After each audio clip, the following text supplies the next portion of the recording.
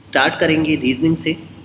Reasoning में सबसे पहले हमें दिया है क्वेश्चन 1 से 3 में। देखिए हमें गिवन है कि ये वर्ड दिया है, इसको इस तरीके से लिखा गया, तो इस वर्ड को कैसे लिखेंगे। सबसे पहले चीज़ें देखिए, यहाँ पर लेटर की पोजीशन चेंज हुई है, लेटर्स की पोजीशन चेंज हुई है, तो वो पोजीशन कैसे चेंज हुई है ये हमें पहचानना होगा। देखिए इसने लेटर्स की पोजीशन चेंज की है, वो किस तरीके से किस पैटर्न में पोजीशन चेंज हुई है उसको हमें देखना होगा। देखिए पी आर ई को रिवर्स करके इसने ERP लिखा, इट मीन्स शुरू के जो 3 हैं उनको रिवर्स करके लास्ट में लिखा गया। अब इसने MONI 4 का जो पेयर है ये MONI ये शुरुआत में लाया, और लास्ट वाला जो बाकी 4 बचा उसको इसके बाद इसने अरेंज किया।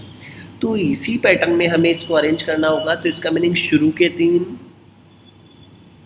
और लास्ट के 4, शुरू के 3 और लास्ट के 4 को पहले लीजिए, और बाकी जो बीच में बचता है इसका मीनिंग क्या बचता है हमारे पास, SEE। तो SEE सबसे शुरू में आ जाएगा, वो सभी में है ऐसा ही SEE। फिर इसके बाद SEE, क्योंकि इसमें भी क्या था, बीच वाले पार्ट को सबसे शुरू में लिया गया था। अब यहाँ पर इसके बाद इसने अरेंज किया था लास्ट वाले 4 को, लास्ट वाले 4 को क्या आएगा, DOIL आया, और फिर जो शुरू का जो ये तीनों लेटर थे इनको रिवर्स ऑर्डर में लिखना है,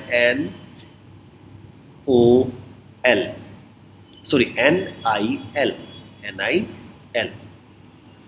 तो यहाँ से जो हमारा ऑप्शन बनता है वो बन जाता है SEEDOILNIL। तो option number 3 is the answer.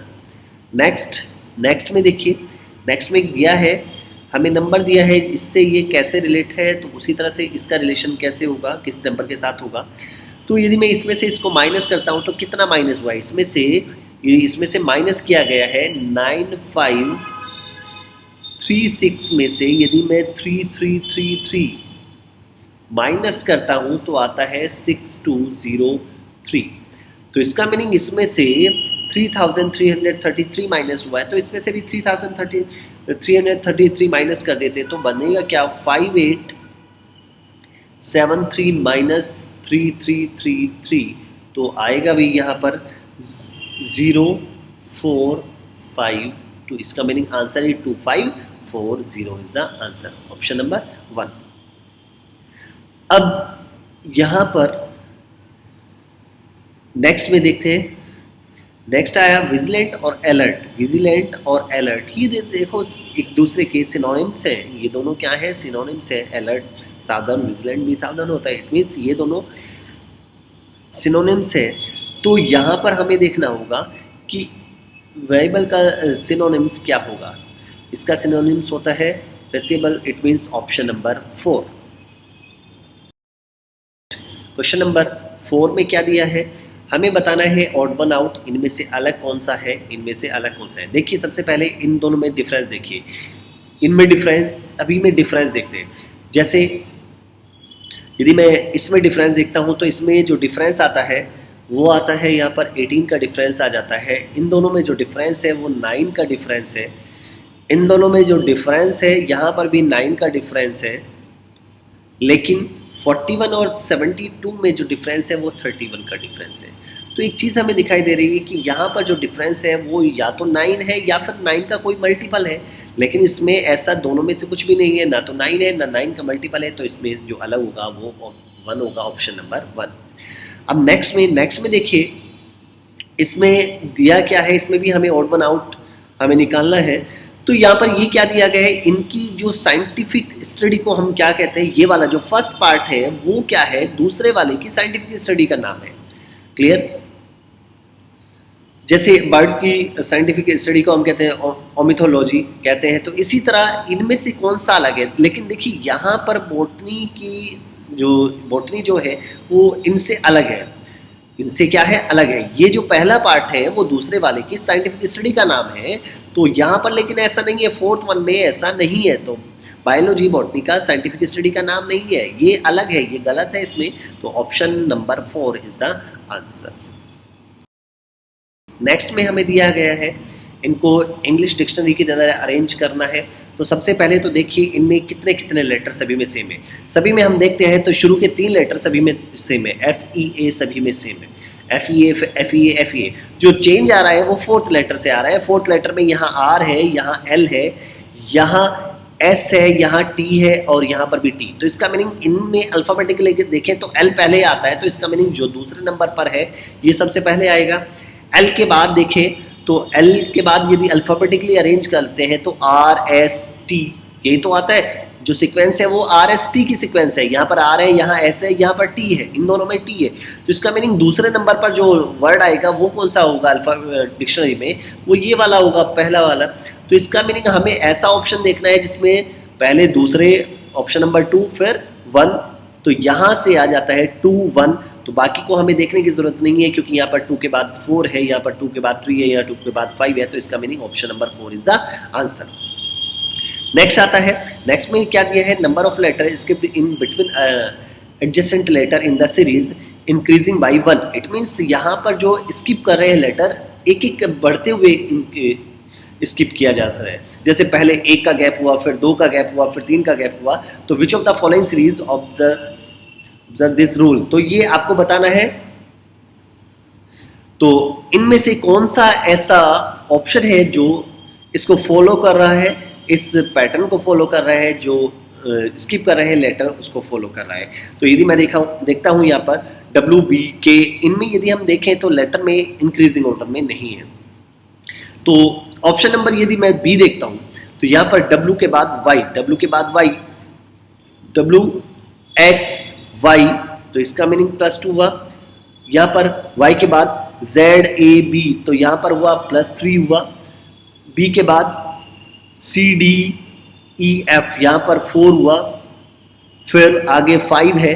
तो इसका मीनिंग ये वाला जो पार्ट है, it means option number 2, option number 2 में क्या हो रहा है कि यहाँ पर पहले +2 WYBFKQ और X, यहाँ पर इससे इसमें +2, इससे इसमें +3, इससे इसमें +4, यहाँ पर +5, यहाँ पर +6 और यहाँ पर +7। इट मीन्स एक पैटर्न फॉलो कर रहा है जो हमें ऊपर दिया गया था। जो स्किप हो रहे हैं एक एक इंक्रीजिंग हो, उसमें स्किप हो रहे हैं। तो वो कौन सा ऑप्शन है, option number 2 is the answer, option number 2 is the answer.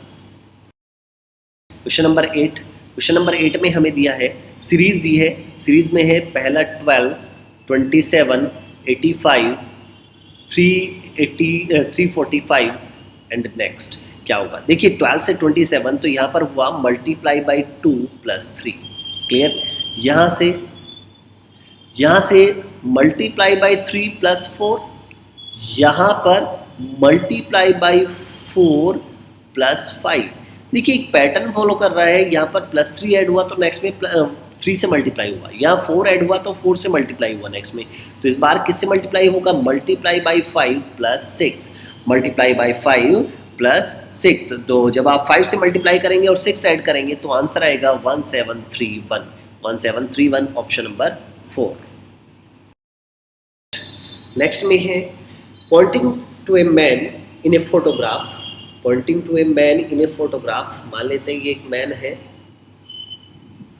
In a photograph. A woman said, woman ने कहा, इट मीन्स ये वुमन है जो बोल रही है, किसके बारे में बता रही है, इस मैन के बारे में। इसने कहा his brother's father, it means इस आदमी जो मैन है इसके भाई के जो फादर है, is the only son of my grandfather. अब हमेशा याद रखिए इस तरह के क्वेश्चन को कहाँ से शुरू करना है, जहाँ पर क्वेश्चन में माई वर्ड आया हो। और माई किसने यूज किया, माई यूज किया है इस वुमेन ने, क्योंकि वुमेन बोल रही है यहाँ पर।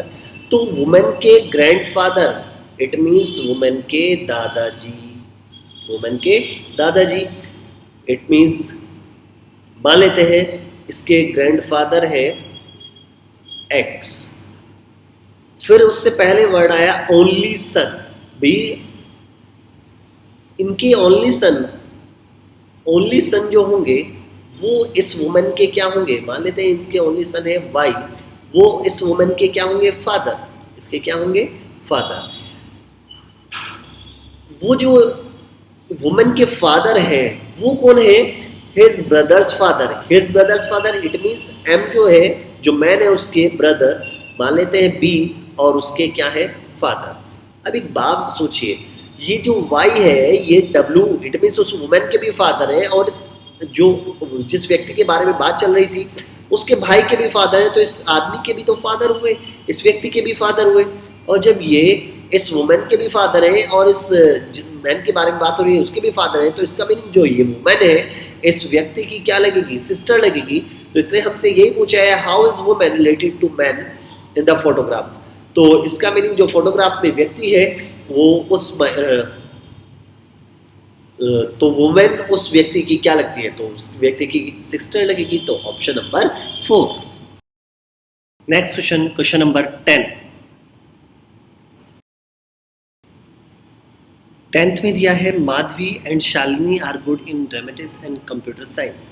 तो आप देखिए हमने क्या किया, नाम इनके लिख लिए और जिस डिपार्टमेंट में जैसे कंप्यूटर, फिजिक्स, हिस्ट्री, मैथ्स होगी इसमें वो अच्छी हैं तो उसको हम लिख सकते हैं।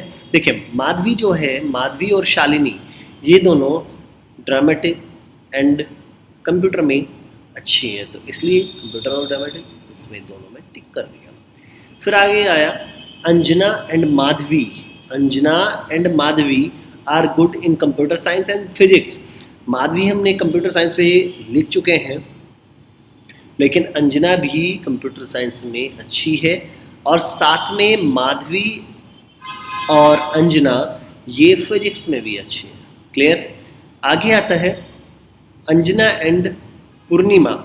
Anjana and Purnima and Nirmala are good in physics and history. देखो अंजना फिजिक्स में एंड हिस्ट्री दोनों में, इसी तरह पूर्णिमा हिस्ट्री एंड फिजिक्स दोनों में, और निर्मला फिजिक्स एंड हिस्ट्री दोनों में। Clear? Nirmala and Anjana are good in physics and maths. Nirmala और अंजना, अंजना फिजिक्स और मैथ्स में भी अच्छे हैं, तो निर्मला भी फिजिक्स और मैथ्स में क्या है? अच्छी है। Clear? Purnima and Shalini are good in history and dramatist. Purnima and Shalini, पहले देखो शालिनी ड्रामेटिस्ट हो चुकी है, हिस्ट्री में भी अच्छी है, तो ये हुआ। साथ में पूर्णिमा जो है हिस्ट्री हम टिक कर चुके हैं, और ड्रामेटिस्ट में ये अच्छी है, ड्रामेटिक अच्छी है। फिर इसने पूछा है who is the good in physics, dramatics and computer science. Physics में, ड्रामेटिक्स में और कंप्यूटर साइंस में कौन अच्छा है? देखिए फिजिक्स, कंप्यूटर साइंस और ड्रामेटिक्स, तो इनमें से एक बंदा ऐसे दिखाई दे रहा है कि कौन? माधवी एक ऐसी है जो तीनों में, ड्रामेटिक्स, कंप्यूटर और फिजिक्स तीनों में अच्छी है, इट मीन्स बाकी दोनों में नहीं है। क्लियर? तो हमसे यही पूछा गया था कि इन तीनों में, तीनों सब्जेक्ट में कौन अच्छा है, तो answer is Madhavi, option number 2। Question number 12 में हमें दिया है कि हमें नंबर दिए हैं, लेटर्स की जो पोजीशन होती है अल्फ़ाबेटिकली पोजीशन हमें दी है, और आपको बताना है इनमें से कौन सा मीनिंगफुल वर्ड इसमें छिपा हुआ है, किससे हम बना सकते हैं मीनिंगफुल वर्ड। तो पहले जो हम देखते हैं कि किस लेटर की पोजीशन ये वाली है। 13th पोजीशन पर आता है एम, 8th पोजीशन पर आता है एच, 9th पर आता है आई, 17th पोजीशन पर आता है क्यू, 14th पोजीशन पर आता है एन, एंड 22 पर आता है वी। तो क्या यहाँ से एक मीनिंगफुल वर्ड बना? नहीं बना, तो इसका मीनिंग ये तो ऑप्शन गलत है। दूसरे में फर्स्ट पोजीशन पर आता है ए, 12th पोजीशन पर आता है एल, 7th पोजीशन पर आता है जी, 5th पोजीशन पर आता है ई, 2nd पोजीशन पर आता है बी, 18th पोजीशन पर आर, एंड फर्स्ट पोजीशन पर ए। तो यहाँ से एक मीनिंगफुल वर्ड बना अलजेब्रा, इट मीन्स ये ऑप्शन होगा, it means option number 2 is the right answer. हमें सारे चेक करने की जरूरत नहीं पड़ी क्योंकि सेकंड ऑप्शन में ही एक मीनिंगफुल वर्ड बन गया है। नेक्स्ट आता है, अब हमें ये वर्ड दिया है, इसको कोड करके इसने इस सीक्वेंस में लिखा है, तो बताना है चिल्ड्रन को कोड करके क्या लिखें। तो सबसे पहले हमें पैटर्न पहचानना होगा कि पैटर्न क्या फॉलो कर रहा है। तो इसमें कैसे फॉलो कर रहा है, देखिए एस से हुआ एच, ई से वी, क्यू से जे, तो कहीं ना कहीं ये सारे लेटर क्या है, अपोजिट लेटर। अपोजिट लेटर का मीन्स क्या है कि इसकी जो पोजीशन ए वाली साइड से है, इसकी जो पोजीशन ए वाली साइड से है उसी वही पोजीशन इसकी जेड वाली साइड से।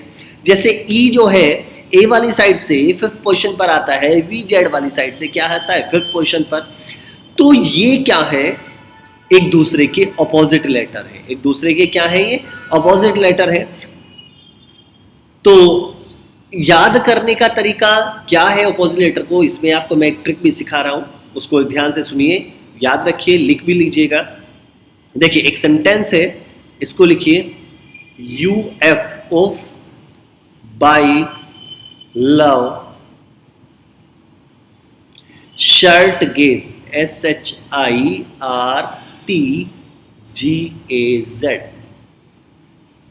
क्लियर। मैंने MN DW PK 6QJ। देखिए ये याद रखना होगा, O by love shirt gauge मैंने DUPK 6QJ। इससे मुझे पता चलेगा अपोजिट लेटर है। देखिए U और F एक दूसरे के अपोजिट है, B और Y एक दूसरे के अपोजिट है, L और O, V और E, SHIRTGAZ MN DWPK CX और QJ एक दूसरे के अपोजिट हैं। तो इसी तरह मुझे इसके अपोजिट बताना है, इट मीन्स इनके अपोजिट लेटर। C का अपोजिट होता है X, तो इसका मीनिंग आंसर या तो ये होगा या ये होगा।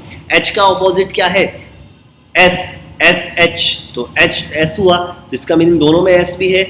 यहाँ पर I का अपोजिट होता है R, इसी तरह D का होता है W, D का अपोजिट होता है L, सॉरी इससे पहले आता है L का अपोजिट होता है O, L का O, D का W, फिर R का I, E का V और N का M। It means option number 3 जो है वो इसको सेटिस्फाई कर रहा है, ऑप्शन नंबर 3। इसमें इन सभी लेटर के अपोजिट लेटर ये रहे। देखिए C का X होता है, ये रहा, C का X ये रहा, H का अपोजिट लेटर होता है S, इसी तरह I का अपोजिट लेटर होता है R, फिर इस L का अपोजिट होता है O एंड D का अपोजिट होता है W, इसी तरह R का अपोजिट होता है I, E का अपोजिट होता है V एंड N का अपोजिट होता है M। तो मैंने आपको एक सीक्वेंस लिखा है, ये सेंटेंस याद रखिएगा, इसकी हेल्प से कई जगह आप जैसे कोडिंग डिकोडिंग के क्वेश्चन होते हैं उसमें आपको इसमें हेल्प मिलेगी। तो यहाँ पर इसका ऑप्शन आंसर आता है ऑप्शन नंबर 3। नेक्स्ट आता है क्वेश्चन नंबर 13। क्वेश्चन नंबर 13 में हमें दिया गया है कि एग्जामिनेशन एक वर्ड दिया है और हमसे पूछा गया है इनमें से कौन सा वर्ड हम बना सकते हैं इन लेटर का यूज करके। सबसे पहली चीज, यदि मैं सेकंड ऑप्शन को देखता हूँ, सेकंड ऑप्शन में L आया है, यहाँ पर L है ही नहीं, तो इसका मीनिंग ये हम नहीं बना सकते। थर्ड ऑप्शन में देखिए यहाँ पर इस वर्ड में आया है R यहाँ पर है ही नहीं, तो इसका मीनिंग ये भी नहीं बना सकते। इसमें फिर नेशनल में फिर L आया, तो L इस वर्ड में नहीं है, तो इसका मीनिंग ये भी नहीं बना सकते। तो हमारे पास केवल फर्स्ट ऑप्शन ऐसा बचा है जिसके सारे लेटर इसके ऊपर दिखाई दे रहे हैं। देखिए ANIMATION, इसका मीनिंग इस वर्ड के सारे लेटर ऊपर दिए हुए कीवर्ड में है, तो option number 1 is the answer. Next आता है, नेक्स्ट में आपको कहा गया है प्लस की जगह माइनस, माइनस की जगह मल्टीप्लाई, मल्टीप्लाई की जगह डिवाइड, डिवाइड की जगह प्लस रहते हैं, तो इसकी वैल्यू क्या होगी। इसमें वैल्यू पुट कीजिए 25। अब मल्टीप्लाई की जगह मुझे क्या करना है, डिवाइड 5। फिर आता है डिवाइड, डिवाइड की जगह यूज करना है प्लस, फिर 30, फिर प्लस की जगह यूज करना है -8 और माइनस की जगह यूज करना है मल्टीप्लाई 2। अब यहां से सबसे पहले हम क्या करेंगे, डिवाइड करेंगे तो यहाँ पर आता है, पहले आएगा 25 को 5 से डिवाइड करोगे 5 प्लस 30 -8 to the 16, क्लियर। तो इसका मीनिंग 35 में से मुझे 16 माइनस करना है, 35 minus 16, it means answer is 19 is the answer, option number 4 is the answer। Next question में दिया हुआ है कि स्टार की जगह हम क्या साइन प्लेस करें जिससे कि ये इक्वेशन फुलफिल हो जाए। इट मीन्स ये जो नंबर दिए हैं ये एक सही सीक्वेंस में हो जाए, ठीक है। मल्टी मैथमेटिकल साइन हमें यूज़ करने हैं। यहाँ पर जैसे हमें दिया है 13, फिर यहाँ पर स्टार, इट मीन्स यहाँ पर हमें फिल करना है, फिर 12, फिर 5 और फिर 4। अब आप एक चीज़ सोचिए, ये 13 यदि मुझे बनाना है, यदि मैं इन दोनों को ऐड करूँगा तो कितना आएगा 17, -4 करता हूँ, 17 में से 4 माइनस करता हूँ तो कितना आ जाता है 13। तो इसका मीनिंग इन दोनों को ऐड करना है, यहाँ माइनस करना है, तो ये 13 के इक्वल आता है। तो यहाँ प्लस और यहाँ माइनस यूज करूंगा तो वो 13 के इक्वल होगा। तो इनमें से कौन सा ऑप्शन हुआ? ऑप्शन नंबर 2 हुआ। तो answer is option number 2। Question number 16 से 17 में देखें, इसमें दिया हुआ है कि हमें इस क्वेश्चन मार्क की जगह क्या आएगा हमें बताना है। देखिए हमेशा टारगेट रखिए, या तो रो या कॉलम में आपको इनको अरेंज करके आपको एक इनमें रिलेशन निकालना होता है। तो यदि मैं इस कॉलम में देखता हूं तो 4 × 8, 8 और 4 की मल्टीप्लाई करेंगे तो आएगा 32। 32 में यदि 3 ऐड कर दो, इनकी मल्टीप्लाई किया और इनको हमने ऐड किया, 8 चौक 32, 3 35, तो आ जाता है ना इक्वल टू 35। क्लियर? तो इसका मीनिंग शुरू के दो, ऊपर के दो की मल्टीप्लीकेशन, उसमें ऐड तीसरे किया तो फोर्थ वाला मिल रहा है। जरा यही पैटर्न इसमें देखते हैं। 7 × 6 42 + 7 इट मीन्स 49। क्लियर? तो यहां से भी हमें यही करना होगा। 8 × 9, 8 × 9 इट मीन्स कितना आया 72, 72 + 9 इट मीन्स 81। तो आंसर क्या आएगा 81 is the answer. Option number 3 is the answer. Next आता है, नेक्स्ट में है 17 में। देखिए इसमें भी वही है, रो या कॉलम में हमें देखना होगा कि क्या पैटर्न फॉलो करें और हमें बताना है इस क्वेश्चन मार्क की जगह क्या आएगा। देखिए 7 का स्क्वायर + 5 का स्क्वायर + 3 का स्क्वायर इक्वल टू कितना होता है 83। इट मीन 7 का स्क्वायर 49, 7 का स्क्वायर + 5 का स्क्वायर + 3 का स्क्वायर। अब 7 का स्क्वायर होता है 49 + 25 + 9। तो इन सबको ऐड करते हैं तो आता है 83, आता है 83। इसी तरह 6 का स्क्वायर + 4 का स्क्वायर + 2 का स्क्वायर। 6 का स्क्वायर 36 + 4 का स्क्वायर 16 + 2 का स्क्वायर 4। यहाँ से इन सबको ऐड करते आते हैं तो 56 आता है। तो इसका मीनिंग हमें पैटर्न कंफर्म हो गया है कि भाई इनके स्क्वायर का सम किया गया है। तो यहाँ पर भी हम 8 का स्क्वायर करेंगे, 8 स्क्वायर + 9 का स्क्वायर + 1 का स्क्वायर इक्वल्स टू, तो 8 का स्क्वायर 64, 9 का 81 + 1 का स्क्वायर 1। तो इन सबको ऐड करते हैं तो आ जाता है 146। तो answer is 146 is the answer. Next आता है क्वेश्चन नंबर 18। नेक्स्ट आता है, नेक्स्ट में देखिए, नेक्स्ट में हमें दिया गया है आई एम फेसिंग ईस्ट। तो मैं ईस्ट डायरेक्शन की तरफ फेस कर रहा हूँ। मान लेते हैं मैं यहाँ पर हूँ और मेरा फेस इधर है, ईस्ट में है। क्लियर? इस डायरेक्शन में देखिए ऊपर आता है नॉर्थ, नीचे साउथ, इधर ईस्ट और इधर वेस्ट होता है। अब उसने कहा मैं ईस्ट की डायरेक्शन में फेस कर रहा हूँ, लेकिन उसने राइट में टर्न लिया। राइट किधर पड़ेगा? यहाँ से आप देख रहे हैं तो राइट में क्या आएगा साउथ। साउथ की तरफ टर्न लिया और वो 20 मीटर जाता है। साउथ की तरफ टर्न लिया और 20 मीटर जाता है। मान लेते हैं ये 20 मीटर ये यहाँ पर गया। Clear? Then turning to the left I go 20 metre. उसने कहा लेफ्ट में टर्न। आप इस डायरेक्शन में जा रहे हैं, साउथ में जा रहे हैं, तो ये वाला इधर राइट पड़ेगा और इधर लेफ्ट। तो लेफ्ट में जब टर्न लेंगे, लेफ्ट में टर्न लेकर वो 20 मीटर गया। क्लियर?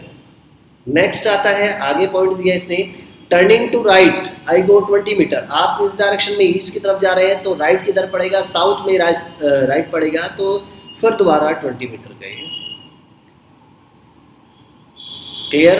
फिर यहां से then after turning to right I go 40 metres. तो यहाँ से राइट, आप साउथ की तरफ जा रहे हैं तो राइट पड़ेगा वेस्ट में। तो वेस्ट की तरफ आप जाते हैं 40 मीटर। वेस्ट की तरफ आप जाते हैं 40 मीटर। आप यहाँ 40 मीटर गए। फिर इसने कहा कि then I go 40 metre to the right. यहाँ से फिर आप जा रहे हैं वेस्ट डायरेक्शन में, राइट पड़ेगा, नॉर्थ में राइट पड़ेगा। तो नॉर्थ में राइट पड़ेगा तो कितना जाते हैं 40 मीटर। अब एक बात ध्यान रखिए, आप अभी तक जो अपनी ओरिजिनल पोजीशन से टोटल, जैसे यदि हम देखा जाए वहाँ से आप 20 मीटर ही साउथ की तरफ 40 मीटर ही साउथ की तरफ चल पाए हैं। देखिए यहाँ से यहाँ तक 20, यहाँ से यहाँ तक 20, इट मीन्स टोटल 40 हुआ। इसी तरह आप वापस जो जा रहे हैं वो 40 ही जा रहे हैं, वापस जो जा रहे हैं आप 40 मीटर ही जा रहे हैं। तो अब उसने पूछा है in which direction am I from my original position, तो मैं अपनी ओरिजिनल पोजिशन से किस डायरेक्शन में हूँ। देखिए क्या मैं इसी लाइन में आ गया। देखिए ये है मेरी वेस्ट वाली लाइन होगी, ऊपर नॉर्थ, नीचे साउथ, इधर ईस्ट और इधर वेस्ट। तो इसका मीनिंग मैं अपनी ओरिजिनल पोजीशन के वेस्ट में हूँ, ओरिजिनल पोजीशन से वेस्ट डायरेक्शन में हूँ। तो answer is west, option number 2। Next, इसमें हमें एक स्टेटमेंट दी है और एजम्पशन दी है।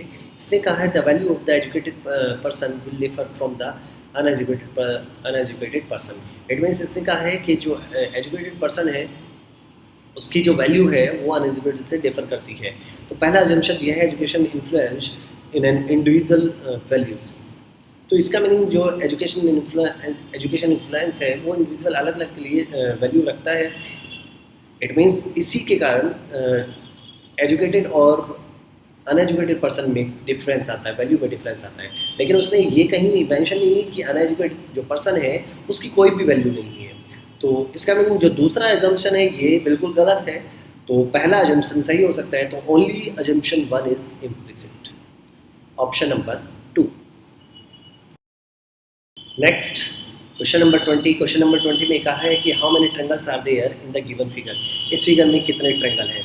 अब इसको काउंट करने के लिए एक सिंपल सा मैं लॉजिक सिखा रहा हूँ। देखिए यदि आपके पास कोई भी क्वाड्रिलेटरल है, कोई भी आपके पास क्वाड्रिलेटरल है और उसके डायगोनल मिला दिए जाएं, तो यहाँ पर टोटल नंबर ऑफ ट्रायंगल होते हैं 8। कैसे? 1 2 3 4, 4 तो स्मॉल वाले और एक डायगोनल से यहाँ पर 2 ट्रायंगल मिल जाते हैं। एक ये वाला मिला तो दूसरा ये वाला मिला। इसी तरह इस वाले डायगोनल से भी हमें 2 ट्रायंगल मिलेंगे, एक ये वाला और एक ये वाला। तो 4 छोटे और 4 ही बड़े ट्रायंगल, तो टोटल 8 होते हैं। तो इस सोचने की बात है यदि हम कोई भी क्वाड्रिलेटरल होता है और उसके डायगोनल मिला दें तो वहाँ पर हमें 8 ट्रायंगल मिलते हैं। और इस वाले केस में यहाँ पर मेरे पास 4 ऐसे क्वाड्रिलेटरल हैं, 4 ऐसे स्क्वायर हैं जिनके डायगोनल मिले हुए हैं। तो इसका मीनिंग 1 2 3 4, तो 4 ऐसे हैं, 4 ऐसे स्क्वायर हैं जिनके डायगोनल मिले हुए हैं। तो इसका मीनिंग एक में 8 है, तो 8 जो 4 में कितने होंगे? 32 होंगे। तो इसका मीनिंग कम से कम 32 तो होंगे ही। और हमें दिया है एक ऑप्शन में 16, एक में 28, एक में 18। तो इसका मीनिंग जो आंसर होगा वो पहले वाला होगा, 40 या 40 से ज़्यादा। तो option number 1 is answer. Next आता है,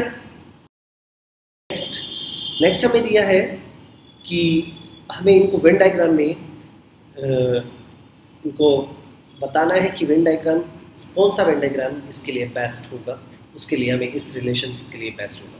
तो सबसे पहले आता है टीचर, राइटर और म्यूजिशियन।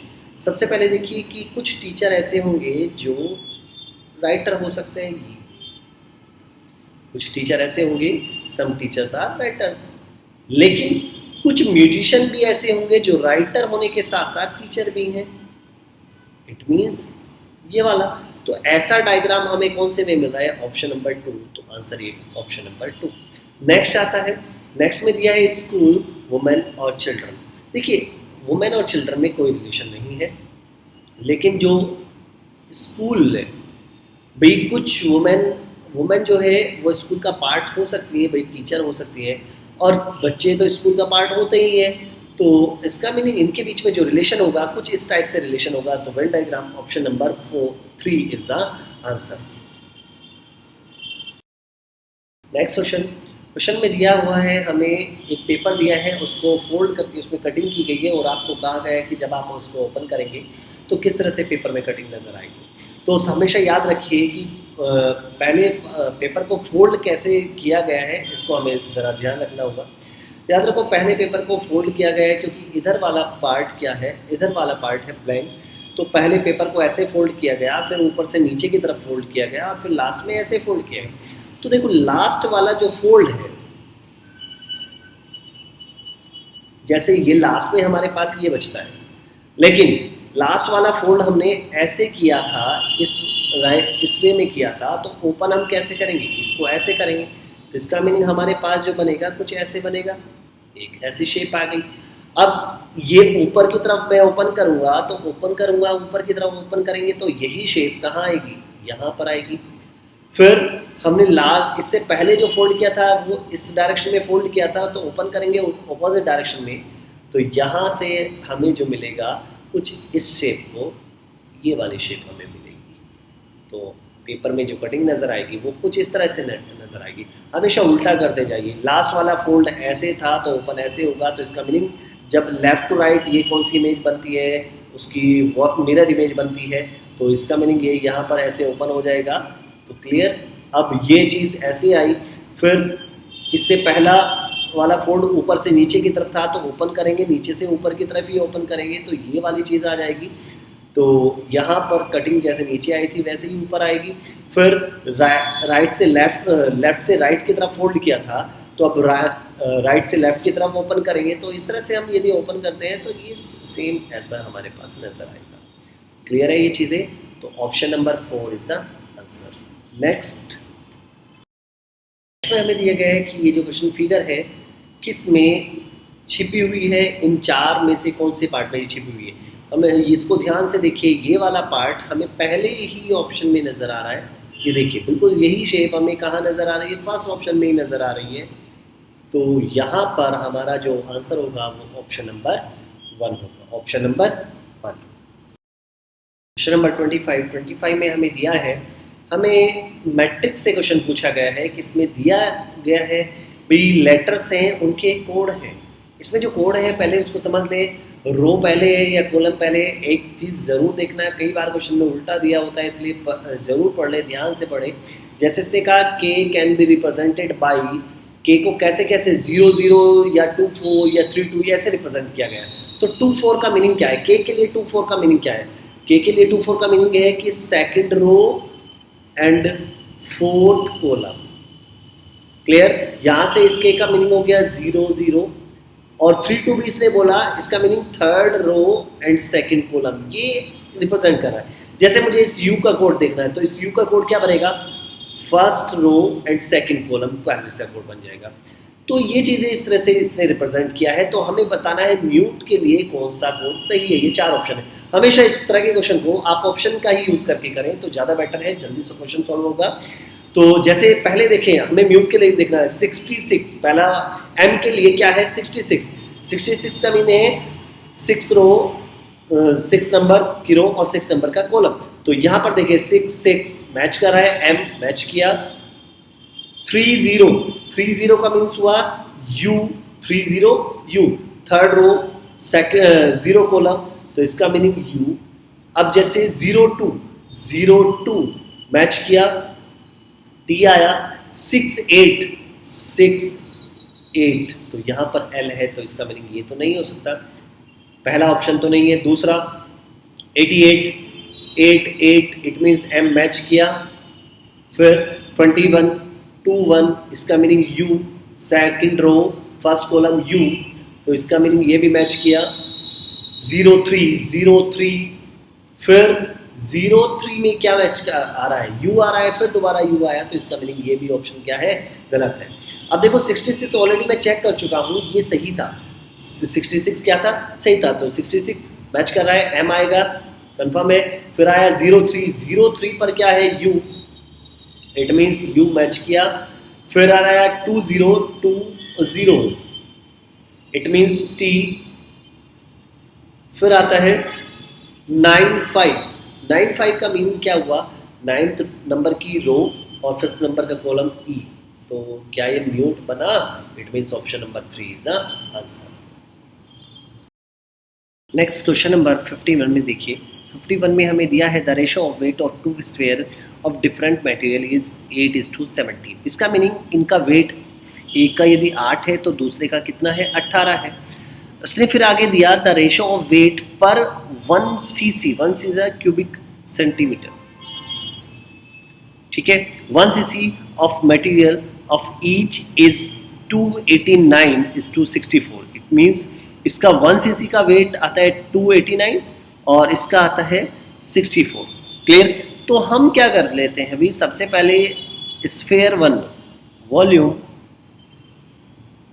ऑफ स्फीयर 1,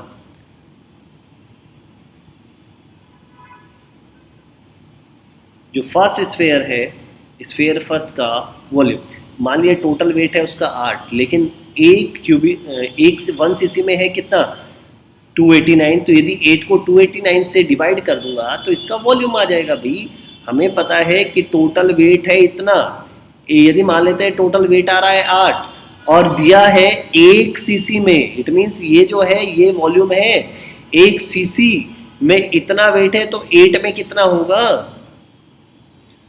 क्लियर है, कितना वॉल्यूम होगा, तो 8 बाई कितना 289, 8 बाई 289, ये तो आया पहले का। इसी तरह volume of sphere second sphere का, तो सेकंड में जो वेट है 17, लेकिन 1 सीसी का जो वेट है वो कितना है 64, तो ये दूसरे वाले का वॉल्यूम आया। तो पहले वाले का इनका वॉल्यूम क्या होता है, स्फीयर का वॉल्यूम होता है 4/3 पाई R1 क्यूब, ये कह सकता हूँ। दूसरा इसी तरह इसका होगा 4/3 पाई R2 क्यूब, क्लियर। तो यदि हम इनका रेशो निकालेंगे तो 4/3 पाई R1 क्यूब अपॉन में 4/3 पाई R2 क्यूब इक्वल्स टू आ जाएगा 8/289 डिवाइडेड बाई 17 अपॉन में 64, ये 64 ऊपर चला जाएगा तो आ जाता है 8 इंटू 64 अपॉन में 289 इंटू 17, क्लियर। तो यहाँ से 4/3 पाई से 4/3 पाई कैंसिल, तो R1 बाई R2 का क्यूब, यहाँ से हम देखें तो ये 8 का क्यूब आ जाता है और नीचे आ जाता है 17 का क्यूब, क्लियर। तो हमें मिलता है कि R1 बाई R2 का जो क्यूब आ रहा है वो है 8/17 के क्यूब के इक्वल आ रहा है, क्लियर। तो दोनों तरफ से क्यूब रूट करते हैं तो हमें मिलता है R1 और R2 में हमें रेशो मिला, R1:R2 मिला हमें 8:17, और हमसे यही पूछा गया था कि दोनों स्फीयर की रेडियस में क्या रेशो है, तो ऑप्शन नंबर 1 8:17। 52 में हमें दिया है कि यहाँ पर हमारे पास इसने कहा है A is to pay B 600 rupees in 4 year times at 5% rate,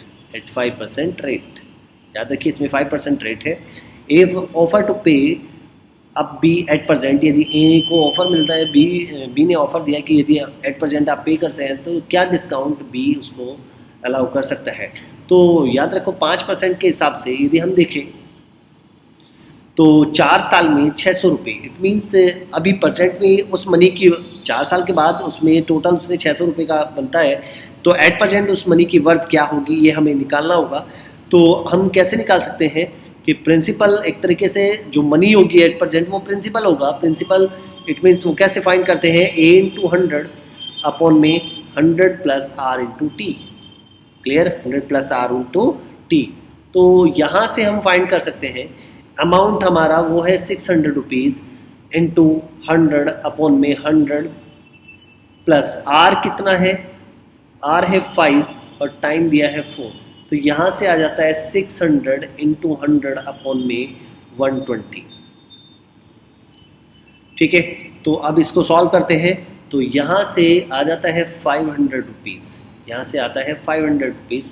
इसका मीनिंग एट प्रेजेंट उस मनी की जो वर्थ है वो 500 है, 4 साल में हो जाती है उसका 600, तो इसका मीनिंग अभी यदि वो डिस्काउंट दे सकता है तो डिस्काउंट कितना होना चाहिए, डिस्काउंट हो सकता है यदि एट प्रेजेंट वो पे करता है, डिस्काउंट हो जाएगा 600 माइनस 500, इट मीन्स 100 रुपीज़ का वहाँ डिस्काउंट वो दे सकता है। ऑप्शन आता है ऑप्शन नंबर 2।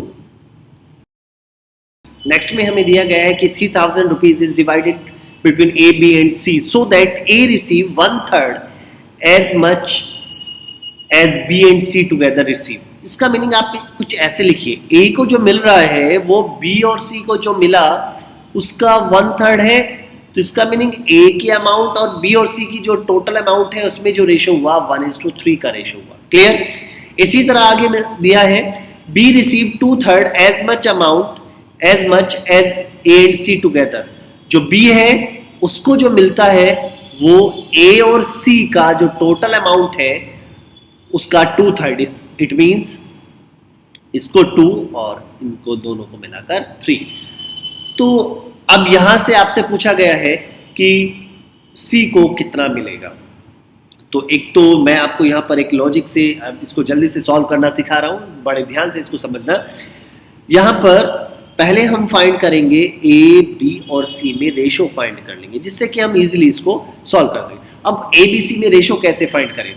देखिए यहां पर ए बी और सी टोटल अमाउंट आ रही है एक तरीके से, यहां पर टोटल आ रहा है 4, यहां पर ए बी और सी तीनों का टोटल आ रहा है 5। तो एक बात सोचिए, ये टोटल तो बराबर होना चाहिए, तो हम कैसे बराबर कर सकते हैं? तो बराबर करने का तरीका क्या है कि ऊपर 5 से मल्टीप्लाई कर दीजिए इस पार्ट में, और इस वाले पार्ट में 4 से। तो 5 से मल्टीप्लाई करेंगे तो 5 1 जा 5, 5 3 जा 50। क्लियर? तो यहां से आता है टोटल 20। इसी तरह इस 4 से इधर मल्टीप्लाई कीजिए तो 4 2 जा 8 और 4 3 जा 12। तो यहां पर भी टोटल कितना आता है 20। अब देखिए एबीसी की टोटल अमाउंट अब बराबर हो गई है। अब यहां पर देखिए इस 20 में से ए को मिल रहा है 5, ए को मिलता है 5, बी को मिलता है 8 एंड ए और सी को टोटल 12 मिल रहा है। ए और सी को टोटल 12 मिल रहा है और 12 में से ए को मिलता है 5, तो इसका मीनिंग सी को मिलता है 7। सी को कितना मिलता है? 7 मिलता है। क्लियर है ये बात? तो अब हमने ए बी और सी का रेशो हमें पता चल गया। तो हमसे पूछा गया था सी का शेयर कितना है। तो टोटल हमारे पास 3000 रुपीज है और सी का रेशो में आ रहा है 7 आउट ऑफ कितना 20। तो यहां से जब हम सॉल्व करते हैं तो ये 150 इंटू 7, तो 1050 is the answer. Option number 4 is the answer. Next question इसने कहा है what least number which must be added to the greatest number of 4 digit in order that the sum may be exactly divisible by 207।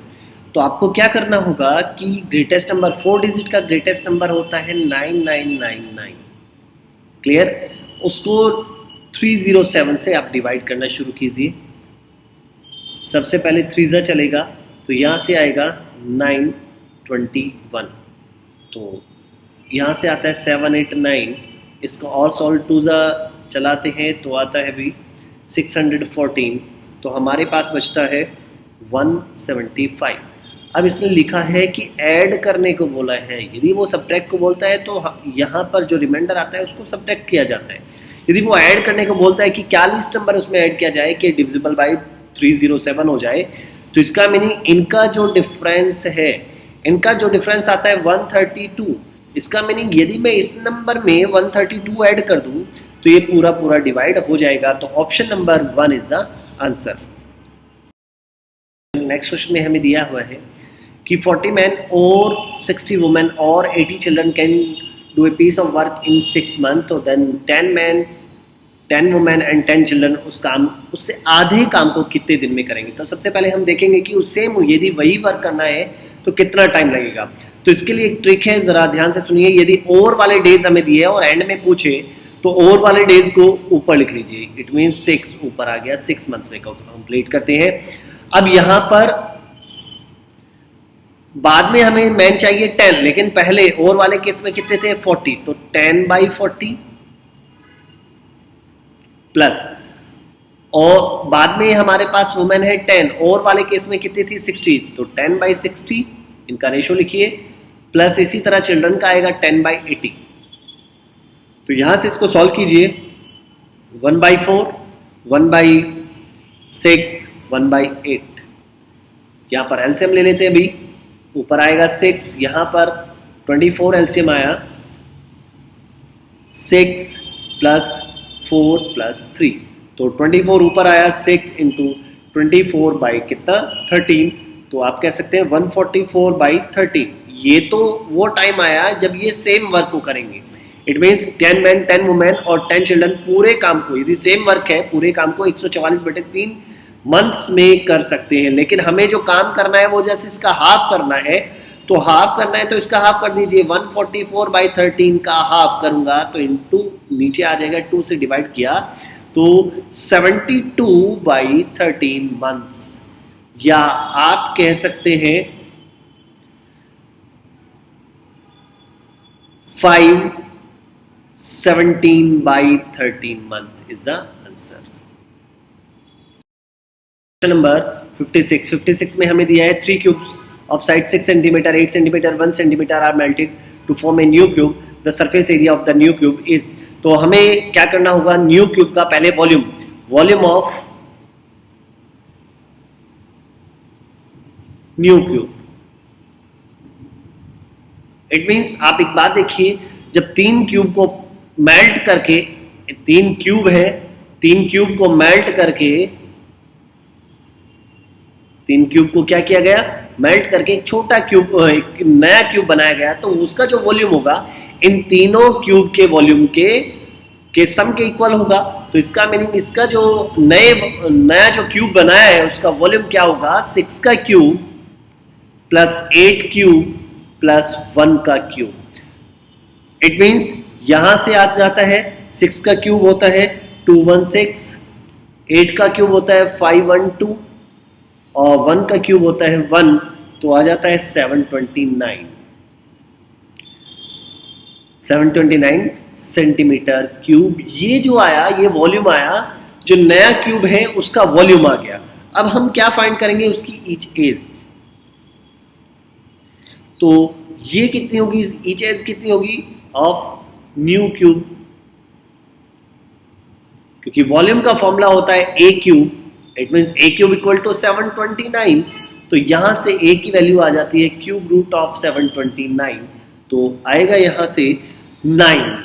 तो उसकी जो each as है वो 9 की है, और हमें निकालना है total surface area. Total surface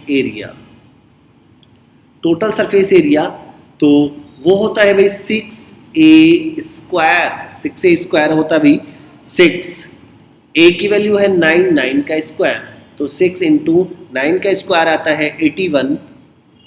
तो यहां से आप कैलकुलेशन करेंगे तो आएगा 486 is the answer. 486 centimetre square is the answer. 486 centimetre square is the answer, option number 1। Next question number 57 में दिया है the compound interest of a certain some of a money at the certain rate per annum for 2 year is 2050। It means हमारे पास कोई money है, उसका 2 साल का money का 2 ईयर का कंपाउंड इंटरेस्ट, 2 ईयर का कंपाउंड इंटरेस्ट, जो कंपाउंड इंटरेस्ट है वो है 2050। क्लियर। और उसी मनी का 3 साल का 3 ईयर का सिंपल इंटरेस्ट है 3000 रुपीज।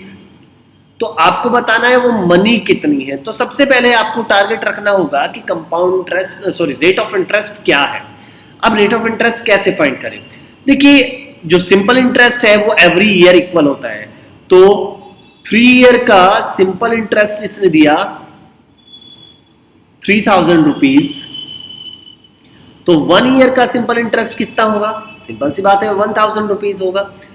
अब यहां पर देखिए 2 साल का 2 ईयर का कंपाउंड इंटरेस्ट कैसे निकालते हैं। देखिए पहले साल का compound interest for the first year, compound interest और सिंपल इंटरेस्ट क्या होता है, इक्वल होता है।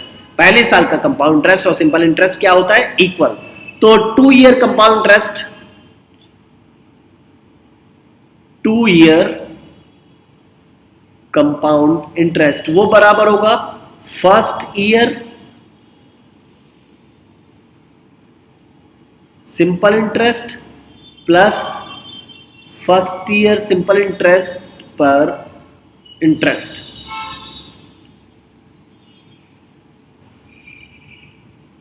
फर्स्ट ईयर इंटरेस्ट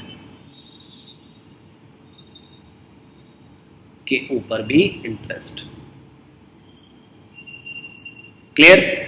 अब यहां पर देखिए पहले साल का सिंपल इंटरेस्ट कितना है, पहले साल का 1000 रुपए है, तो कंपाउंड इंटरेस्ट भी क्या होगा, 1000 होगा। अब फर्स्ट ईयर का जो सिंपल इंटरेस्ट है वो 1000 तो है ही, लेकिन उसके ऊपर देखो 1000 प्लस 1000 अभी तक 2000 हुए, लेकिन यहां पर 2050 है, तो इसका मीनिंग 50 रुपए एक्स्ट्रा जा रहे हैं। भाई समझने की बात है कि पहले साल का सिंपल इंटरेस्ट और कंपाउंड इंटरेस्ट बराबर होता है, और पहले साल का इंटरेस्ट आ रहा है 1000 रुपए, तो यहां पर भी 1000 रुपए हुआ। लेकिन अब नेक्स्ट ईयर में देखें, नेक्स्ट ईयर उस मनी के ऊपर 1000 तो हमें मिलेगा ही, लेकिन 1000 के ऊपर ब्याज हमें कितना मिला, 50 रुपए मिला। तो हम यहां से रेट ऑफ इंटरेस्ट निकाल सकते हैं। तो आर की वैल्यू कितनी हुई, 1000 रुपए पर हमें एक साल में 50 रुपए मिल रहे हैं, तो 50/1000 इंटू 100, तो यहां से हमें पता चला 5। तो इसका मीनिंग रेट ऑफ इंटरेस्ट जो है वो कितना है, 5% है। रेट ऑफ इंटरेस्ट कितना है, 5%। तो आपको मनी बतानी है, चाहे आप सिंपल इंटरेस्ट से इंटरेस्ट के फॉर्मूले से यूज कर फाइंड कर लीजिए, या कंपाउंड इंटरेस्ट से, आप जैसे चाहे उससे फाइंड कर सकते हैं।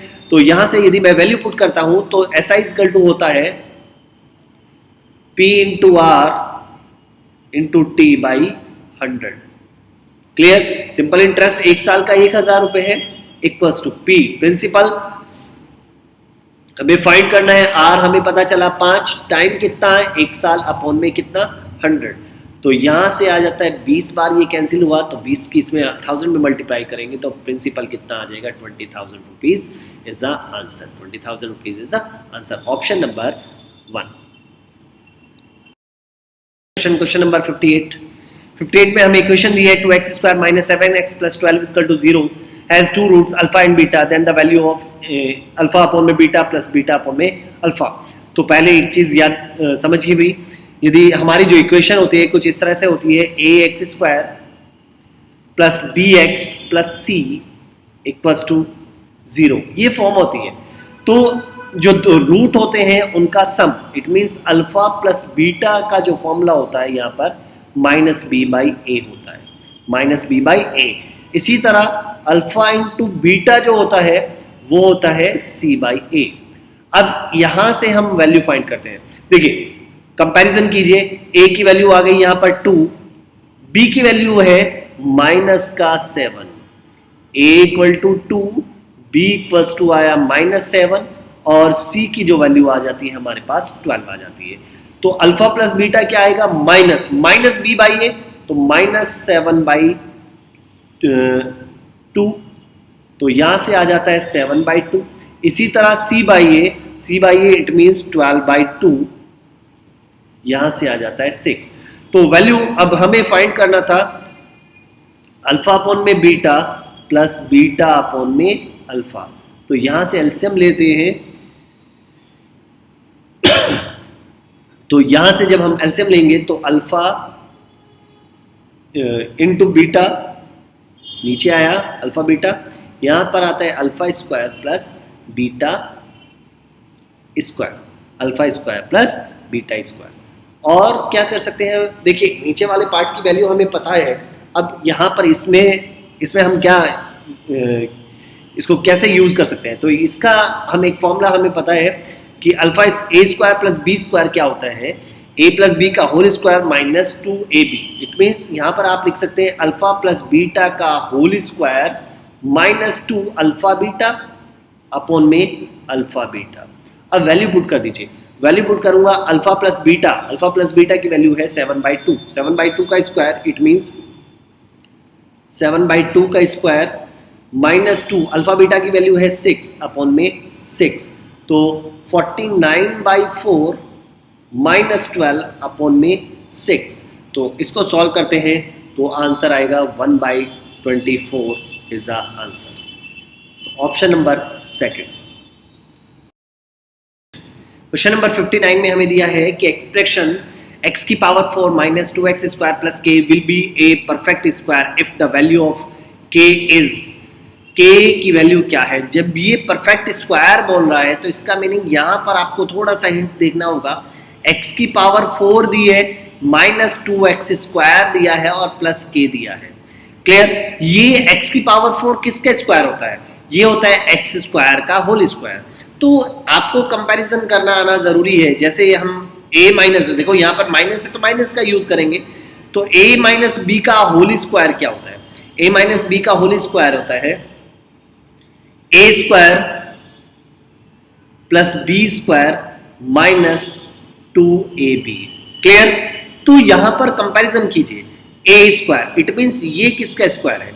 ये स्क्वायर है, ये स्क्वायर है हमारा एक्स स्क्वायर का स्क्वायर है, minus 2x square plus k। तो इसका मीनिंग जो ये k है ये कहीं ना कहीं b स्क्वायर की वैल्यू है, और ये क्या चीज है? माइनस 2x स्क्वायर, ये पूरा जो है ये 2ab है।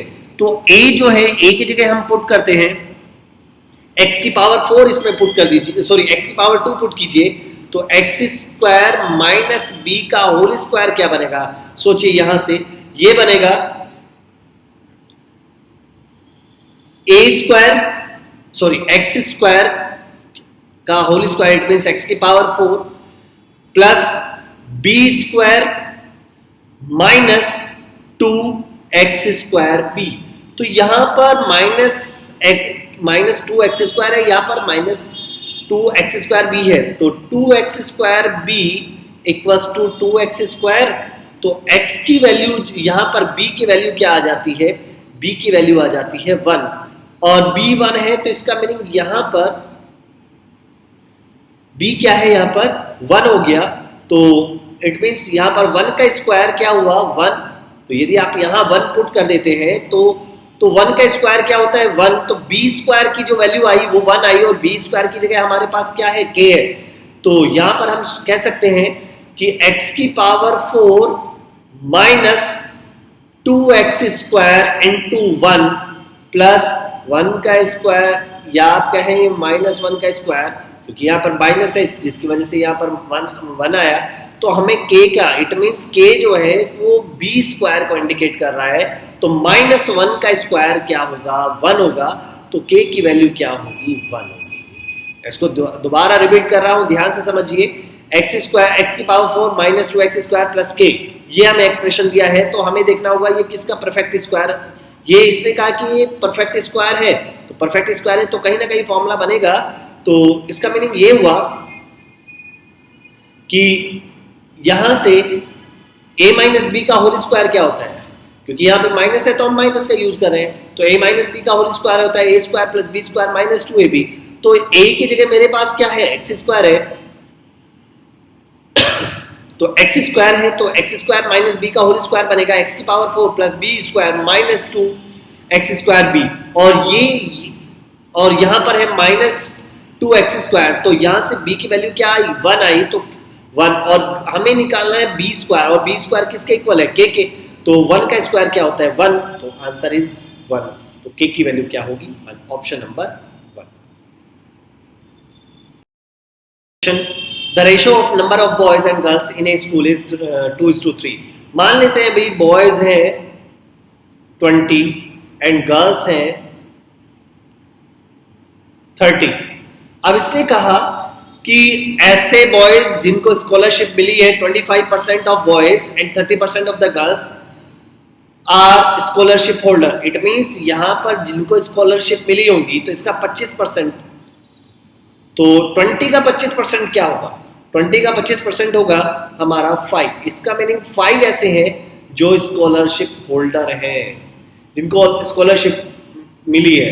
तो इसका मीनिंग बाकी जो बचे वो कितने बचते हैं? 15 ऐसे हैं जो स्कॉलरशिप जिनको नहीं मिली है, जो स्कॉलरशिप होल्डर नहीं है। क्लियर? यहां पर 15 हुए। इसी तरह इसने गर्ल्स जो है उनका 30% ऐसी गर्ल्स है जिनको, जो स्कॉलरशिप होल्डर है, तो 30 का 30% आ जाता है 9।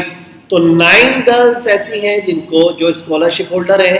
तो ऐसी गर्ल्स जिनको स्कॉलरशिप नहीं मिली है तो वो कितनी होंगी? 21। जो रिमेनिंग बचती हैं वो कितनी बची? 21 बची। क्लियर है? तो 21 बचती है। तो यहां से अब हमें फाइंड करना है the percentage of the school student who are not scholarship holder. तो पहले तो देखो टोटल स्टूडेंट कितने हैं। टोटल हमारे पास आ जाता है 50। ऐसे स्टूडेंट जिनको स्कॉलरशिप नहीं मिली है, स्कॉलरशिप नहीं मिली है, वो आते हैं भाई 36। परसेंटेज फाइंड करनी है तो इंटू 100, तो यहां से कैंसिल किया 2 टाइम्स, तो 72% ऐसे स्टूडेंट है जो स्कॉलरशिप जिनको नहीं मिली, ऑप्शन नंबर 1।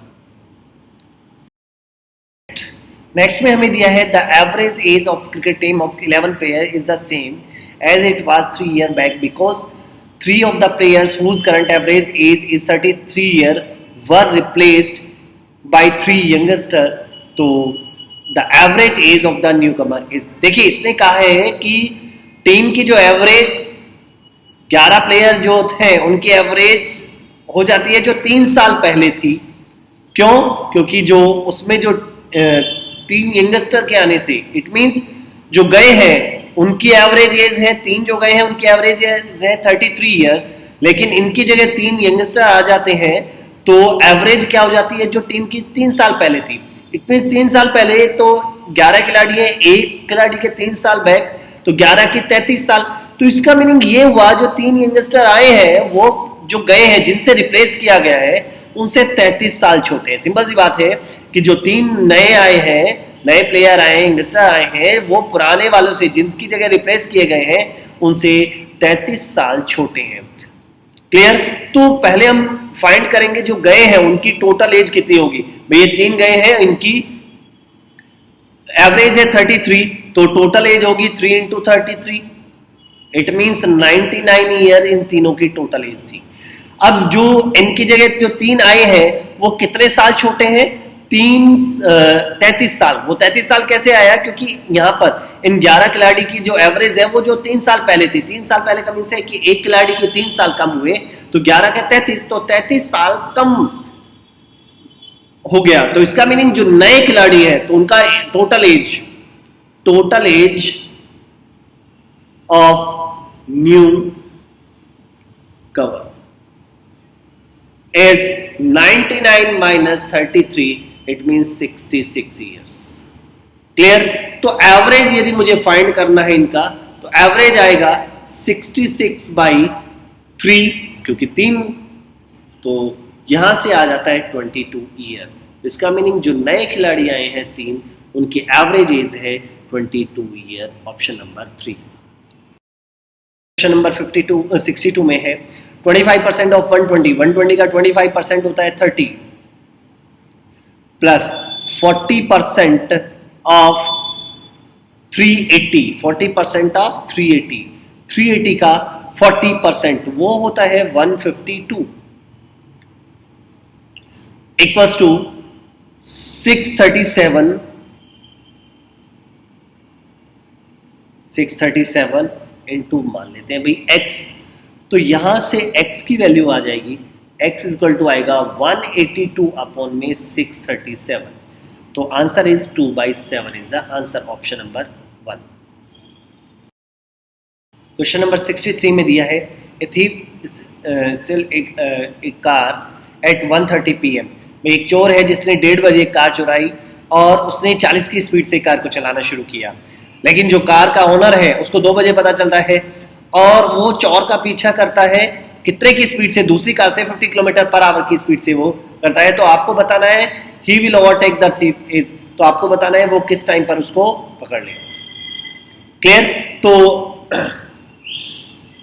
चोरी का जो पता चला वो 2 बजे पता चला, तो यहां से देखो 1:30 से 2 के बीच में केवल कितने घंटे बनता है? आधा घंटा, और वो 40 km/h की स्पीड से जा रहा है, तो इसका मीनिंग जो थीफ है वो कितने किलोमीटर की डिस्टेंस कवर कर चुका होगा आधे घंटे में? 1 घंटे में जाता है 40, डिस्टेंस इक्वल टू होता है स्पीड इनटू टाइम, तो स्पीड है 40, टाइम है आधा घंटा, तो इसका मीनिंग वो 20 किलोमीटर आगे जा चुका है। अब ये 20 किलोमीटर का गैप है दोनों ओनर में, ओनर और थीफ में 20 किलोमीटर की डिस्टेंस है, 20 किलोमीटर की डिस्टेंस है, तो आपको बताना है कि वो किस टाइम पर उसको पकड़ लेगा, ओवरटेक कर लेगा।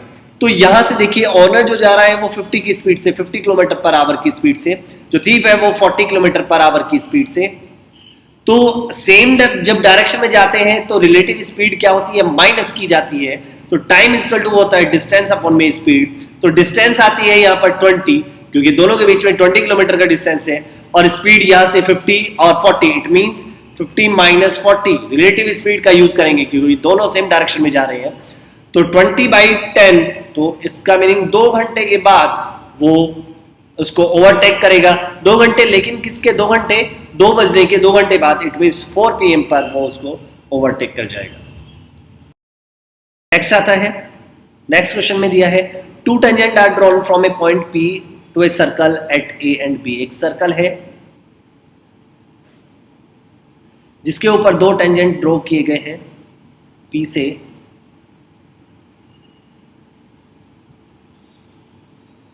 P ये पॉइंट है जिससे 2 टेंजेंट हमने ड्रॉ किए हैं A और B। O is the centre of the circle, O circle का सेंटर है। फिर इसने कहा then AOP, AOP it means ये वाला एंगल, ये वाला एंगल 60 डिग्री का दिया है। तो आपसे पूछा है APB कितने का होगा। सबसे पहली चीज आपको ध्यान से याद होना चाहिए कि यहाँ पर यदि एक एक्शन पॉइंट से जब हम 2 टेंजेंट बनाते हैं तो दोनों टेंजेंट की लेंथ जो होती है वो इक्वल होती है, और ये दोनों सर्कल की रेडियस है तो ये दोनों भी इक्वल है, और ये कॉमन है। तो ये जो दो ट्रायंगल बने, इट मींस ट्रायंगल OAP और ट्रायंगल OBP, दोनों जो होंगे वो कॉन्ग्रेंट होंगे। दोनों क्या होंगे, वो कॉन्ग्रेंट ट्रायंगल होंगे। इट मींस बिल्कुल एक जैसे होंगे। और जब ये बिल्कुल एक जैसे हैं, और यहाँ पर देखिए टेंजेंट हमेशा सेंटर के साथ 90 डिग्री का एंगल बनाता है, और यहाँ पर ये 90 डिग्री का एंगल है, ये 60 है, तो ये वाला एंगल बचता है 30, और दोनों ट्रायंगल कॉन्ग्रेंट है तो ये 30, तो इस वाला ये वाला पार्ट भी क्या होगा 30, तो टोटल एंगल जो होगा वो 60 डिग्री का होगा। Option number 3। क्वेश्चन नंबर 65 में दिया है tan square theta is equal to 1 minus e square. तो आपसे पूछा है sec theta plus tan cube theta cosec theta की वैल्यू क्या होगी। तो यहां से पहले हम इसको देखते हैं भाई, sec theta plus tan cube theta को मैं लिख सकता हूं tan square theta into tan theta and cosec theta. और इसको और कैसे लिख सकते हैं, इसको हम लिख सकते हैं sec theta plus tan square theta, tan theta को लिख सकता हूं sin थीटा अपॉन में cos थीटा, और इनटू cosec थीटा को 1 अपॉन में sin थीटा। तो sin थीटा से sin थीटा कैंसिल हुआ, तो हमारे पास बचता है sec theta plus tan square theta into 1 upon में cos होता है sec थीटा। क्लियर। अब यहां पर देखिए, यहां पर इन दोनों में से हम कॉमन ले सकते हैं sec थीटा कॉमन लिया तो अंदर हमारे पास आता है 1 plus tan square theta, 1 plus tan square theta, 1 plus tan square theta. अब देखो एक और चीज याद रखो, 1 plus tan square theta, 1 plus tan square theta equals to होता है sec स्क्वायर थीटा, आपको मालूम ही होगा। तो sec स्क्वायर थीटा क्या होगा, तो sec थीटा हो जाएगा root of 1 plus tan square theta. Clear. तो इसको मैं लिख सकता हूं, रूट का मीनिंग है पावर 1/2, तो इसको लिखा जा सकता है 1 प्लस tan स्क्वायर थीटा की power 1/2 into 1 plus tan square theta. अब यहां से पूरा आ जाता है 1 प्लस tan स्क्वायर थीटा की पावर 3/2। क्लियर, की पावर 3/2। अब यहां पर केवल क्योंकि हमें पता है tan स्क्वायर थीटा की वैल्यू है 1 माइनस ई स्क्वायर, तो 1 प्लस 1 माइनस ई स्क्वायर की पावर 3/2, तो आंसर आ जाता है 2 माइनस ई स्क्वायर की पावर 3/2। तो option number 4। Next question number 66 में देखिए, इसमें दिया है x sine 60 degree tan 30 degree minus tan square 45 equal to cosec 60 degree cot 30 degree minus sec square 45। तो यहाँ से हमें x की वैल्यू फाइंड करनी है, तो डायरेक्ट हम यहाँ पर वैल्यू पुट कर देते हैं। तो x साइन 60 होता है √3/2 इंटू tan 30 होता है 1/√3 माइनस tan स्क्वायर 45, tan 45 की वैल्यू होती है 1 का square 1 equals to cosec 60 degree. cosec 60 degree का मीन्स होता है 2/√3 cot 30 का मीनिंग है √3 माइनस sec 45 डिग्री। तो sec 45 का sec स्क्वायर 45, sec 45 की वैल्यू होती है √2 का स्क्वायर। क्लियर? तो यहां से इसको सॉल्व करते हैं, √3 से √3 कैंसिल, तो x/2 माइनस 1 इक्वल्स टू आता है √3 से √3 कैंसिल, तो इक्वल्स टू आता है भाई यहां से 2 - 2 इट मीन्स 0। तो x/2 इक्वल्स टू आता है ये 1 आ गया, तो x की वैल्यू कितनी आएगी, ये 2 इधर जाएगा तो x की वैल्यू आ जाती है 2। Answer is 2, option number 1। Next question number 67 में हमें दो इक्वेशन दी है, हमें फाइंड करना है a square minus B square की वैल्यू क्या होगी। तो सबसे पहले हम क्या कर सकते हैं, भी ये दो जो इक्वेशन है यदि हम दोनों को ऐड करें, इक्वेशन 1 प्लस इक्वेशन 2, 1 और 2 दोनों को ऐड करते हैं तो हमें मिलेगा x³ plus 3/x plus 3x plus 1/x³ equals to, इनको ऐड करेंगे तो 8a³। तो यहां से ये जो फॉर्मूला बन जाता है ये आता है भाई x प्लस 1/x का होल क्यूब होगा, वो किसके बराबर होगा, 8a³ के। तो आप कह सकते हैं इक्वल्स टू 2a का क्यूब, ये भी आप लिख सकते हैं। तो यहां से आता है x plus 1/x equals to 2a, तो a की जो वैल्यू होगी 1/2x प्लस 1/x आ जाती है।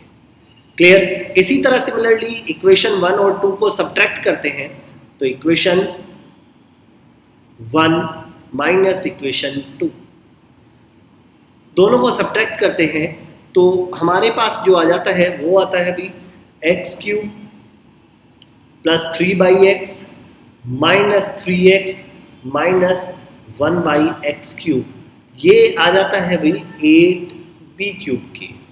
तो यहां से ये जो फॉर्मूला बनता है ये आ जाता है x माइनस 1/x का whole cube equals to 2b का क्यूब। तो आप और क्या लिख सकते हैं, x minus 1/x equals to 2b, तो यहां से b की वैल्यू आ जाती है 1/2 x माइनस 1/x। और हमें जो वैल्यू फाइंड करनी है a square minus B square की वैल्यू फाइंड करनी है, तो वैल्यू पुट कीजिए भाई, a square minus B square की वैल्यू पुट कीजिए, तो यहां से आ जाएगा a स्क्वायर आया कितना 1/2 x प्लस 1/x का पूरे का whole square minus B square, it means 1/2 x minus 1/x का होल स्क्वायर। क्लियर? तो यहां से जो कॉमन आया 1/2 का स्क्वायर होगा 1/4, यहां से 1/4, तो 1/4 हमारे पास कॉमन आ जाता है, तो अंदर हमारे पास बचता है x प्लस 1/x का होल स्क्वायर और माइनस x माइनस 1/x का होल स्क्वायर। क्लियर? तो इसको जब मैं सॉल्व करता हूं तो आपको पता है एक फॉर्मूला आपको याद भी होगा, a प्लस बी का whole square minus a minus B का होल स्क्वायर होता है 4ab के बराबर होता है। तो 4ab के इक्वल टू होता है, तो यहाँ से 1/4 तो आता ही है, 4a की वैल्यू है x और b की वैल्यू है 1/x। तो यहाँ से कैंसिल हुआ, तो 4 से 4 कैंसिल हुआ, तो answer is 1 is the answer. तो option number 3 is the answer. इसने कहा AD is the median of the triangle ABC। ABC एक ट्रायंगल है, उसका जो मीडियन है AD क्या है, मीडियन है। ABC एक ट्रायंगल है, AD है हमारे पास मीडियन। मीडियन क्या होता है, किसी भी वर्टेक्स से सामने वाली साइड के मिड पॉइंट को हम मीडियन कहते हैं। मिड पॉइंट को मिलाएंगे तो जो लाइन ड्रॉ की जाएगी उसको हम मीडियन कहेंगे। एडी मीडियन है, और जहां तीनों मीडियन एक दूसरे को इंटरसेक्ट करते हैं उस इंटरसेक्शन पॉइंट को हम कहते हैं सेंट्रॉइड। तो याद रखो जो सेंट्रॉइड उसने दिया है जी, सेंट्रॉइड हमेशा मीडियन को 2:1 की रेशो में डिवाइड करता है। It means AG is to GD, AG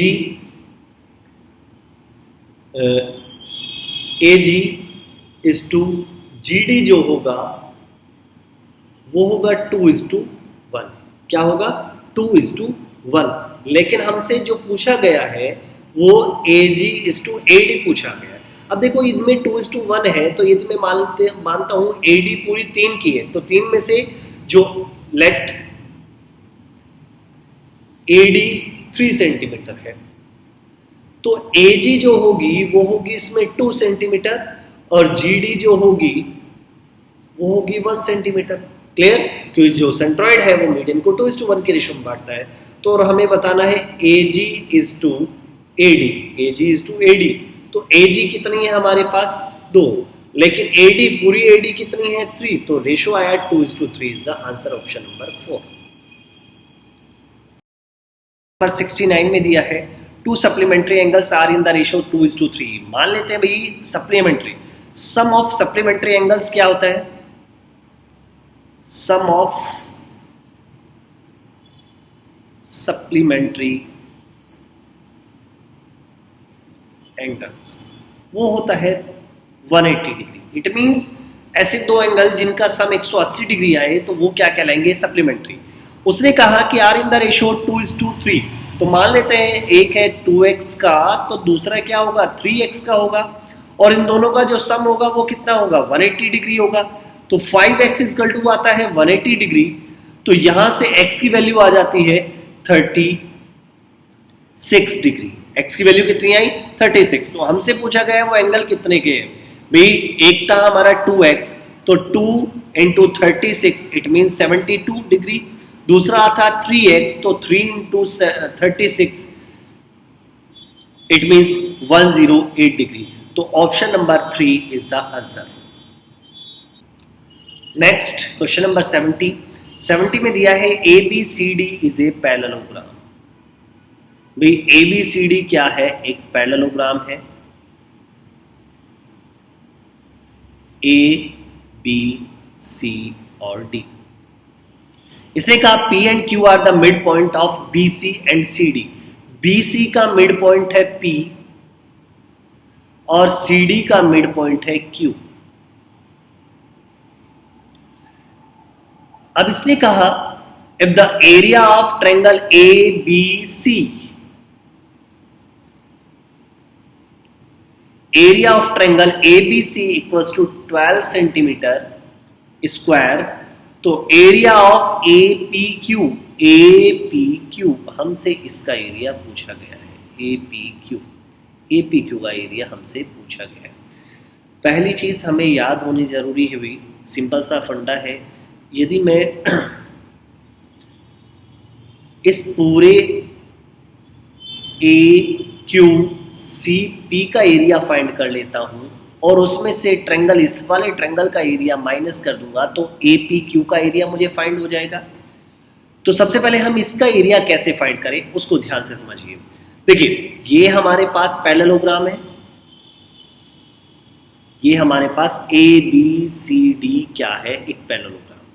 अब यहां पर समझना होगा, अब ट्रायंगल ABC का एरिया 12 है, तो इसका एरिया 12 है तो इसका एरिया भी 12 ही होगा, क्योंकि जो डायगोनल है इसका डायगोनल 2 इक्वल एरियाज में इसको डिवाइड कर देता है, तो ये 12 है तो ये भी 12 होगा।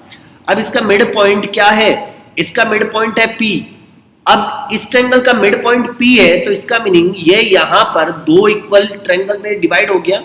इट मींस AP जो होगा ABC ट्रायंगल के लिए मीडियन का काम करेगा, और मीडियन पूरे ट्रायंगल को 2 इक्वल एरिया में डिवाइड कर देता है। तो इस पार्ट का एरिया कितना होगा? 6 होगा, और इस पार्ट का भी एरिया कितना होगा? 6। इसी तरह इसका मिड पॉइंट Q है, तो AQ को मिलाऊंगा तो AQ को जो होगी वो ACD के लिए मीडियन का काम करेगी। ए क्यू जो होगी वो ACD के लिए क्या करेगी, इस ट्रायंगल के लिए मीडियन का काम करेगी, और मीडियन पूरे ट्रायंगल को 2 इक्वल एरियाज में डिवाइड कर देती है, तो ये 6 है तो ये भी 6 होगा। तो हमें यहां से पता चला, यहां से हमें पता चलता है कि area of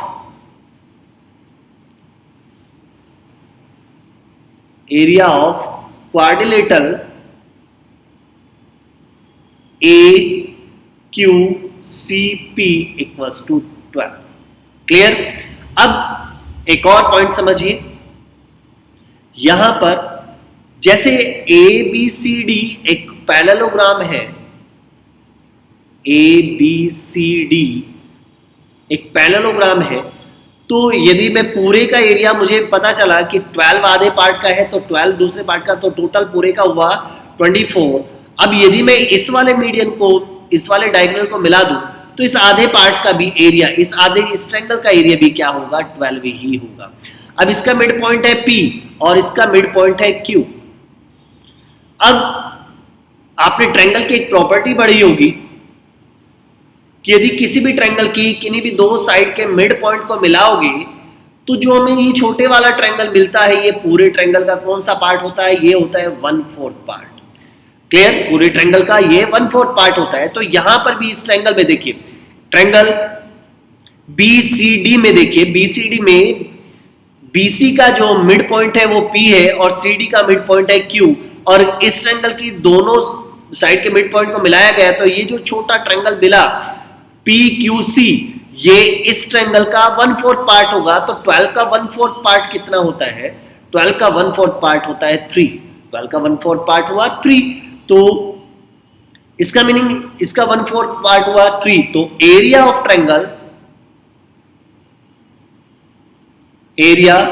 triangle PQC equals to 3। तो अब हमें फाइंड करना था area of triangle. So area of triangle APQ equals to 12 minus 3, it means 9 centimeter square, option number 3। Next question में हमें दिया है cos अल्फा अपॉन में cos बीटा इक्वल्स टू 8। तो यहां से cos अल्फा की जो वैल्यू होगी वो हम फाइंड कर लेते हैं। तो cos अल्फा इक्वल टू होगा A cos बीटा। क्लियर? यदि मैं स्क्वायरिंग बोथ साइड, यदि दोनों तरफ का स्क्वायर करते हैं तो cos square alpha equals to होगा A square cos square beta. अब यहां पर cos स्क्वायर अल्फा को लिख सकता हूं 1 माइनस साइन स्क्वायर अल्फा। तो 1 minus sine square alpha equals to होगा A square into 1 minus sine square beta. Clear? अब सेकेंड इक्वेशन को देखते हैं। सेकेंड इक्वेशन में साइन अल्फा किसके इक्वल होगा, B साइन बीटा के इक्वल होगा।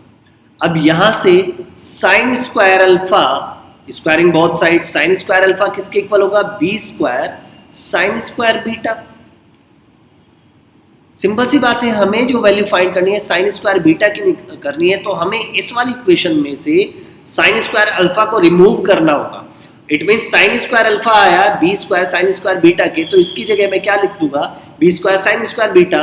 तो 1 minus B square sine square beta equals to A square 1 minus sine square beta. Clear? तो यहां से अब हम क्या करते हैं, भी साइन स्क्वायर बीटा की हम यहां से वैल्यू फाइंड करेंगे। साइन स्क्वायर बीटा की हम यहां से वैल्यू फाइंड करते हैं। भी देखिए अंदर मल्टीप्लाई करेंगे तो यहां पर आ जाएगा इसका A square minus A square sine square beta equal to 1, यहां से 1 minus B square sine square beta. Clear? अब आप इसको इधर ले जाते हैं, इसको इधर ले जाइए, तो A square sine square beta minus B square sine square beta equals to A square minus 1। तो साइन स्क्वायर बीटा यहां से कॉमन आ जाएगा, sine square beta equals common आया तो अंदर बचेगा हमारे पास A square minus B square equals to A square minus 1। तो साइन स्क्वायर बीटा की जो वैल्यू आएगी ए स्क्वायर माइनस 1 अपॉन में ए स्क्वायर माइनस बी स्क्वायर। तो option number 3 is the answer. Question number 72 से 75 में देखते हैं। हमें पाई चार्ट दिया है और इसमें डिस्ट्रीब्यूशन दिया है कि 1400 ऑफिसर्स हैं, उनका ट्रांसपोर्ट का जो मॉडल्स है वो किस हिसाब से है, वो पाई चार्ट में इसको इंडिकेट किया गया है। तो 36% ट्रेन में, 20% बस में, 21% कार में, 15% to wheeler and 8% metro rail से ट्रेवल कर रहे हैं। तो इनका हमें ये मोड दिए हैं। तो पहला क्वेश्चन नंबर 72 में दिया है the ratio of two wheeler and car being used as modes of transport is. It means two wheeler और कार के बीच में रेशियो। तो टू व्हीलर वाले 15% है और कार वाले हैं भी 21%। तो रेशियो यहाँ से आ जाता है 3 5 15, 3 7 21। तो यहां से आ जाता है ratio 5:7 is the answer. Option number 72 का आंसर आ जाता है 3। नेक्स्ट आता है व्हाट इज द डिफरेंस। इनमें डिफरेंस पूछा है किसमें, ऐसे जो ट्रेन से का यूज कर रहे हैं और ऐसे जो लोग, ऐसे ऑफिसर जो कार का यूज कर रहे हैं। तो यहाँ पर देखिए ये 36% है, ये 21% है। तो इसका मीनिंग इनमें जो डिफरेंस है वो 15% का है और हमें नंबर ऑफ ऑफिसर्स बताने हैं। तो टोटल ऑफिसर्स है 1400 और डिफरेंस आ रहा है इनमें 15% का। तो 15/100। तो यहाँ से जब हम सॉल्व करते हैं तो आंसर आ जाता है हमारे पास 210। तो 210 ऑफिसर हमारे ऐसे होंगे जो इनका डिफरेंस होगा। 210 जो होगा वो डिफरेंस होगा ट्रेन और कार के कार का जो मोड यूज करने वाले जो ऑफिसर्स हैं। में पूछा गया है कि ऐसे कितने ऑफिसर हैं जो मेट्रो रेल का यूज करते हैं। भाई टोटल का 8% है तो टोटल ऑफिसर है 1400 का 8% यदि मैं फाइंड करता हूं तो यहां से आता है 112। तो इसका मैंने 112 ऐसे ऑफिसर हैं जो मेट्रो रेल का यूज करते हैं। Option number 3। नेक्स्ट आता है the number of officer who go to office by car is. तो कार के थ्रू जाने वाले कितने लोग हैं। तो टोटल है 1400 और कार से जाने वाले हैं 21%। तो 21%। यहाँ से इसको हम जब सॉल्व करेंगे तो आएगा 294। तो इसका मीनिंग 294 ऐसे ऑफिसर हैं जो कार का यूज करते हैं। Option number 4 is the answer. Thank you.